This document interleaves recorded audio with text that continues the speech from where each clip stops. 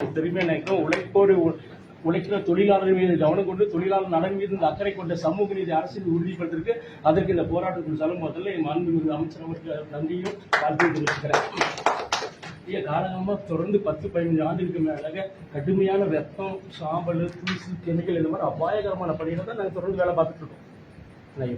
இப்போ காலி பணியோட இருக்குது. சமூக நீதி பார்வையோட பணி நியமனம் செய்யறீங்க. இந்த அப்பாவி ஒரு உழைப்பாளர் ஒரு வர்க்கம் ஒன்று மறைக்கப்பட்ட ஒரு வர்க்கம், தொழிலாளர் வர்க்கம், உற்பத்தி நிலையில் பணியாற்றும் ஒப்பந்த தொழிலாளர் நாங்கள் யாருமே சொல்லப்படுறதில்லை. நிச்சயமா இது அவ்வளோ நாங்கள் எவ்வளோ கஷ்டப்படுறோங்க. 24 hours கொரோனா காலத்தில், பேரிடர் காலத்தில், மழை வெள்ள காலத்தில் தொடர்ந்து பணியாற்றி இருக்கிறோம். இப்படிப்பட்டவருக்கு இப்போ டைரக்ட் ரெக்ரூட்மெண்ட் இருக்குது, காலி பணியிடம் இருக்குது. இந்த நேரத்தில் ஏன் சார் எங்களுக்கு பணி வாய்ப்பு உறுதிப்படுத்தக்கூடாது? அப்படி யாரும் எங்களுக்கு இன்னொன்று அமைச்சர் அவர்கள் பணிவோட கேட்டுக்கிறேன். நீங்கள் ஒரு காணொலியில் பேட்டியில் சொல்கிறீங்க, ஒப்பந்த தொழிலாளர் இருக்காங்க, உண்மை, அதை உறுதிப்படுத்திருக்கீங்க, உண்மையை நாங்கள் நன்றிக்காரன் பெற்றிருக்கோம். ஆனால் ஒன்று, அந்த ஒப்பந்த தொழிலாளர் குறித்த முழு விவரம் அரசுகிட்ட இல்லைன்னு சொன்னீங்க. நிச்சயமா தவறுங்க.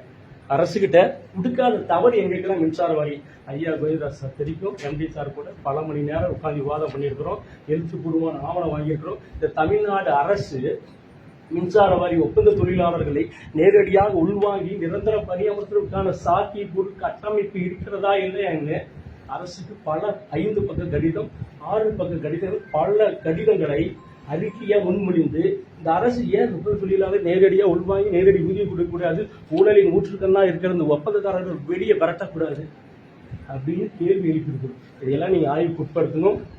ஒப்பந்ததாரர்கள் உற்பத்தி நிலையத்தில் குறிப்பாக ஜென்ரேஷன், ஆல் ஜென்ரேஷனுக்கு ஹோல் தமிழ்நாடு கேட்கறேன். நான் ஒர்க் பண்ணுறது எம்டிபிஎஸ் தொழிலாளர் வாழ்ந்தா மட்டும் போதாது. என் நாட்டில் இருக்கிற ஒவ்வொரு ஒப்பந்த தொழிலாளியும் அவங்க குடும்ப வாழ்வாதாரம் உறுதிப்படணும். இந்த சமூக நீதி அரசு எங்கள் முதல்வர் தளபதியின் ஆட்சியில் இந்த மின் நிலையத்தில் ஒப்பந்த தொழிலாளர் பணிநிறுத்தம் பெற்றாருங்கிற ஒரு வரலாற்று பதிவு ஏற்படுத்தணும். அதே மாதிரி இந்த கேட்கறேன்னா, இது இன்னைக்கு தான் புதுசாக நான் பணி நிரந்தரத்தை ஒப்பந்த தொழிலாளர் கேட்கறது இல்லை. 1972 2007 வரைக்கும் 98,000 மேற்பட்ட ஒப்பந்த தொழிலாளர்கள் இருந்து பணி நிரந்தரம் பெற்றிருக்காங்கிற ஒரு வரலாற்று உண்மையை நீங்க பதிவு செய்யணும். அதனால நாங்கள் கேட்குற ஒரே ஒரு வேண்டுகோள், எங்கள் வாழ்வாதார வேண்டுகோள், ஒப்பந்தத்தை ஒழிச்சிட்டு நேரடியாக மின்சார வாரியமே நாள் ஒன்றுக்கான குறைந்தபட்ச ஊதியம் 965 நேரடியாக கொடுத்து எங்கள் வாழ்வாதாரத்தை மீட்டெடுக்க வேண்டும் பணியிடத்தை வழங்க வேண்டும் என்று கேட்கிறேன்.